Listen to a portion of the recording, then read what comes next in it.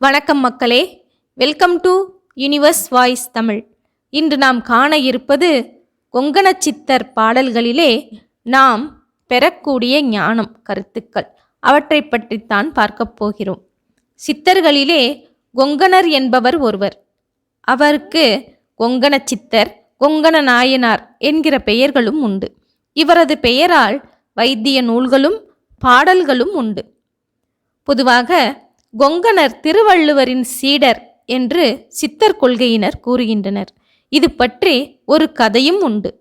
கொங்கணர் ஒரு நாள் ஒரு மரத்தின் கீழ் யோகம் செய்து கொண்டிருந்தார். அப்பொழுது மரத்தின் மேலிருந்த கொக்கு ஒன்று அவர் மீது எச்சமிட்டது. உடனே கொங்கணர் கண்ணை விழித்து அந்த கொக்கை பார்த்தார். அது எரிந்து சாம்பலாகிவிட்டது. அதன் பின் அவர் ஊருக்குள் புகுந்து திருவள்ளுவரின் மனைவாயிலில் நின்று பிச்சை கேட்டார். திருவள்ளுவரின் மனைவி வாசுகியார் வள்ளுவருக்கு உணவு பரிமாறிக்கொண்டிருந்த நேரம். அதனால் அவர் பிச்சை கொண்டு வர சிறிது தாமதமாயிற்று. நேரம் கழித்து பிச்சை கொண்டு வந்த வாசுகியாரை கொங்கணர் கோபத்துடன் விழித்து பார்த்தார். உடனே வாசுகியார், கொக்கென்று நினைத்தாயோ கொங்கணவா என்று கேட்டார். உடனே கொங்கணர் அஞ்சி அம்மையாரை பணிந்தார். அதன் பின் வள்ளுவருக்கு சீடரும் ஆனார். அதுதான் அந்த கதை. கொங்கணச்சித்தர் பாடல்களிலே வாழைக்கும்மி என்பது ஒன்று. வாழை என்பது சக்தியின் பெயர், கன்னி என்பது பொருள். இந்த வாழைக்கும்மி கொங்கணர் பெயரால் வழங்கினாலும் அது அவரால் பாடப்பட்டது அல்ல. யாரோ ஒருவர் அவரது கருத்துக்களை அமைத்து பாடியதுதான் வாழைக்கும்மி என்று அந்த கும்மி பாடலே கூறுகின்றது. அதில் சில கருத்துக்களை பார்ப்போமா? சித்தர்கள் உடம்பை மாயம், பொய் என்று கருதி அதை பேணாமல் விட்டுவிட வேண்டும் என்று சொல்லுபவர்கள் அல்ல. உடம்பு என்பது உண்மை, ஆதலால் அதை பாதுகாத்து நீண்ட நாள் வைத்திருக்க வேண்டும் என்று சொல்லுகிறவர்கள். இந்த உண்மையை வாழைக்கும்மியில் நாம் காணலாம். ஊத்தை சடலம் என்று எண்ணாதே, இது உப்பிட்ட பாண்டம் என்றும் எண்ணாதே.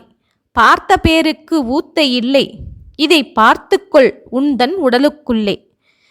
அதாவது, இது துர்நாற்றம் வீசும் உடம்பு என்று நினைக்காதே, உப்பிட்ட பாத்திரம் போல் உளுத்து கொட்டிவிடும் என்றும் நினைக்காதே. இந்த உடம்பை நன்றாக பாதுகாத்த பேருக்கு இது ஊத்தை சடலம் அல்ல, உப்பிட்ட பாத்திரமும் அல்ல. உன் உடம்புக்குள்ளே இதை நீ நன்றாக பார்த்துக்கொள் என்று உடம்பின் உண்மையை கூறுகின்றது. உடம்பு பொய் என்போருக்கு மறுப்புரையாக இது உள்ளது. இந்த உடம்பை பாதுகாப்பது எப்படி என்பதையும் வாழைக்கும்மி சொல்லாமல் விடவில்லை. நமது முதுகுத்தண்டுக்கு மேலே உச்சியிலே உள்நாக்குக்கு மேலே அறிவு விளக்கு ஒன்று எரிந்து கொண்டிருக்கின்றது. யோக பயிற்சியால் தான் அதை காண முடியும். அதை கண்டால் கவலையின்றி ஆனந்தமாக வாழலாம். உடலுக்கும் அழிவில்லை என்பதை பல முறைகள் இதற்காக கூறுகின்றனர். நமது சிரசில் இருப்பதைத்தான் மேல் வீடு என்கின்றனர். உச்சிக்கு நேரே உள்நாவுக்கு மேல் நிதம் வச்ச விளக்கு எரியுதடி என்றும், இந்த விளக்கை காண வேண்டுமானால் வீடாமல் வாசி பழக்கத்தை பாரு, நாம் மேல் வீடு காணலாம் வாழைப்பெண்ணே என்று வாழைக்கும்மி பாடுகின்றது. மூச்சை, அதன் உயிர்ப்பை, வாசியை நமது விருப்பப்படி அடக்கி நடத்தக்கூடிய யோக பயிற்சியை தாமதமில்லாமல் செய்ய வேண்டும். செய்தால்தான் நிலையற்றது என்று நாம் நினைக்கும் உடம்பை நிலை உள்ளதாகச் செய்யலாம் என்கிறது. கட்டாத காளையை கட்ட வேண்டும், ஆசை வெட்ட வேண்டும், வாசி எட்ட வேண்டும், எட்டாத கொம்பை வளைக்க வேண்டும், காயம் என்றைக்கு இறக்குமோ வாழைப்பெண்ணே என்கிறது. உடம்பு என்று மறையுமோ என்று சந்தேகப்படுகின்ற வாழைப்பெண்ணே, விரைவிலே உடம்பை பாதுகாத்துக்கொள். கட்டுப்படாமல் ஓடிக்கொண்டிருக்கின்ற காளையாகிய மூச்சை கட்டுப்படுத்த வேண்டும். வேறுள்ள பேராசைகளை அறுத்துவிட வேண்டும். வாசி என்னும் யோகத்தால் மேல் வீட்டை அடைய வேண்டும். எட்டி பிடிக்க முடியாத அந்த கொம்பை பிடித்து நமது வசமாகும்படி வளைத்து விட வேண்டும் என்பது அந்த பாடலின் பொருள். யோக பயிற்சியால் இம்மையிலேயே இன்பத்தை பெறலாம் என்பதே சித்தர்களின் கொள்கை. இந்த உலகத்தில் நீண்ட நாள் உடல் நோய் இன்றி வாழ்வதற்கே யோகப் பயிற்சியை சித்தர்கள் வலியுறுத்தியிருக்கிறார்கள். இதனையும் வாழைக்கும்மி தெளிவாக எடுத்துரைக்கின்றது. ஆயுள் கொடுப்பால் நீரிழிவு முதல் கண்டனமற்ற வியாதிகள் எல்லாம் பிசாசு பறந்திடும் பில்லி போல் அடி பத்தினி வாழைப்பெண் பேரைச் சொன்னாள் என்கிற பாட்டால் அறியலாம். சக்தியின் பேரைச் சொல்லிக்கொண்டு யோக பயிற்சி செய்தால் அதனால் வரும் நன்மைகள் பல. ஆயுள் வளரும், நீண்ட நாள் உயிர் வாழலாம், நீரிழிவு வியாதி முதலிய காணப்பட்ட ஏனைய கொடிய நோய்கள் எல்லாம் பறந்து போய்விடும். வாழை சக்தியினால் தியானத்தால் பிசாசுகள் பில்லிகள் பறந்து ஓடுவது போல நோய்களும் யோக பயிற்சியால் ஒழியும் என்கிற கருத்தைத்தான் இந்த பாடல் வலியுறுத்துகின்றது. நீரிழிவு நோய்க்கு யோக பயிற்சி மருந்தாக உதவும் என்று இன்றைய நவீன ஆராய்ச்சியாளர்கள் கூட ஒப்புக்கொள்கின்றனர். இந்த முறை ஆயிரக்கணக்கான ஆண்டுகளுக்கு முன் சித்தர்களால் கண்டுபிடித்து கூறப்பட்டிருப்பது வியப்பான ஒன்றல்லவா? நோய்க்கு யோக பயிற்சி ஒரு சிறந்த மருந்து என்பது சித்தர்களின் கருத்து. அது மட்டுமல்ல, உற்பத்திக்கு உறைவிடம் பெண் என்பதே சித்தர்களின் கொள்கை. நீண்ட ஆயுளுடன் வாழ பெண் இன்பத்தை அவர்கள் வெறுத்து பாடியுள்ளனர். ஆயினும் பெண்களை அவர்கள் பழிக்கவில்லை. சக்தி என்று அவர்கள் குறிப்பிடுவது பெண்களைத்தான். பண்டை காலத்தில் பெண்களுக்குத்தான் எல்லா உரிமையும் இருந்தது. ஆண்கள் பெண்களுக்கு அடங்கித்தான் நடந்து வந்திருக்கின்றனர்.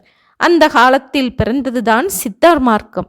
இதைத்தான் சக்தி மார்க்கம் என்றும் சாகித்ய மார்க்கம் என்றும் கூறுகின்றனர். இந்த கருத்தை வாழை கும்மியிலும் காணலாம். மாதவராய் வந்து அமுதம் தந்தாள், மனையாட்டியாய் வந்து சுகம் கொடுத்தாள், ஆதரவாகிய தங்கையானாள், நமக்கு ஆக கொழுந்தியும் மாமியானாள். பெண்கள் அனைவரும் நமக்கு இன்பம் தரும் நிலையில் இருக்கின்றனர். இவர்கள் எல்லாம் சக்தியின் வடிவமே என்று கூறுகின்றது இந்த பாடல். பெண்கள்தான் படைப்பு சக்தி. பெண்கள் இல்லாவிட்டால் ஆணும் இல்லை, உலக படைப்பும் இல்லை என்று மற்றொரு பாட்டிலும் சொல்லப்படுகின்றது.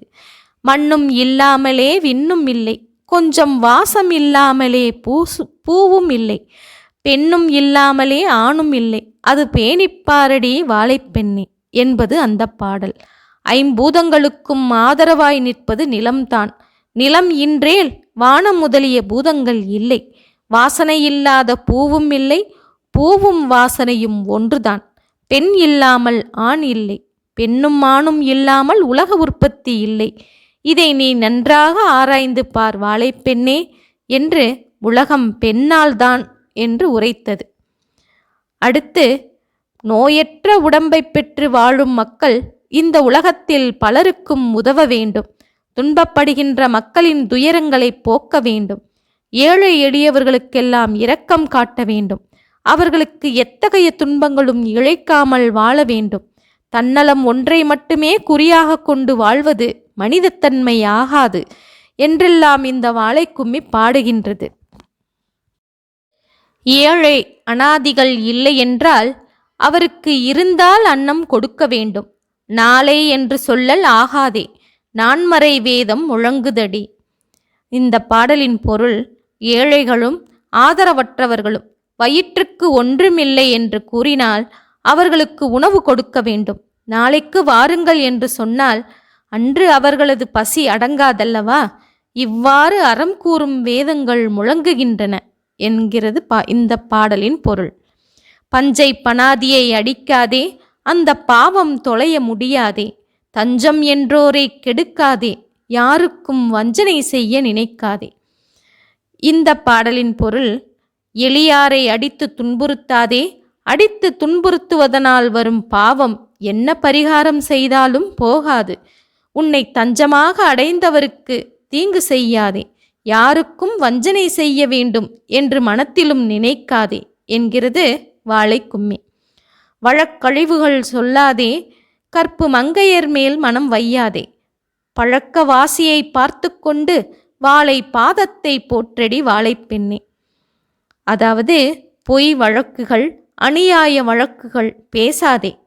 கற்புள்ள பெண்களின் கற்பை அழிக்க விரும்பாதே. பாக்காகமாக மூச்சு பயிற்சியை, அதாவது பாங்காக மூச்சு பயிற்சியை, யோக பயிற்சியை விடாமல் பார்த்துக்கொள். வாழையின் பாதத்தை மறவாது இருப்பாயாக என்று மக்கள் தம் கடமையை வலியுறுத்துகின்றது வாழைக்கும்மி. ஓகே மக்களே, இதுவரை கொங்கணர் சித்தர் பாடல்களில் நாம் பெற்ற கருத்துக்கள், அதனால் நமக்கு கிடைக்கும் ஞானம், இவற்றையெல்லாம் பார்த்தோம் அல்லவா? மீண்டும் இது போன்ற ஒரு செய்தியுடன் சந்திப்போம். நன்றி, வணக்கம்.